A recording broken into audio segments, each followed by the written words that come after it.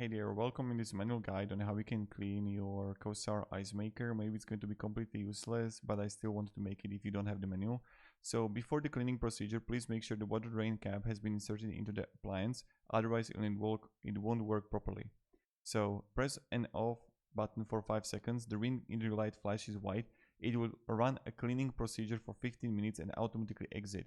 Press this button again during the cleaning procedure and it will exit immediately. So what you have to do first is that make sure that water drain cap has been inserted. Then you're going to press an off button for 5 seconds. Then after the cleaning procedure, remove the top cover and the ice basket. So you see right here. Rinse the main water receiver and secondary water receiver. Then move the appliance to the edge of the desktop. Make sure that the appliance is placed steady.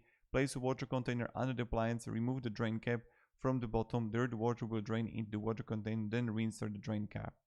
So you see right here is that this is second water receiver, the secondary. You're gonna have the top cover, the ice basket here. So here you're gonna have the water drain cap, and you can just like take it out. You can have some like bowl or something under that. Then remove the top back cover by pulling the front transparent cover gently. Change water in the water reservoir every 24 hours to ensure reasonable hygiene level. If the unit isn't to be used, drain all water, dry the water reservoir. So, and then you can have like system cleaning. And this is another thing that you can try to do, is that you're going to unplug the nugget ice maker, take off the bottom drain cap and drain out the water to the sink.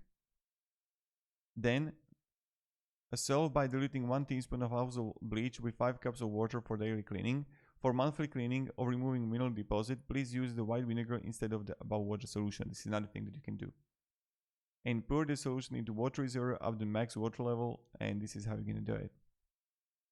So there is a full guide in the manual when you're just going to write it to Google.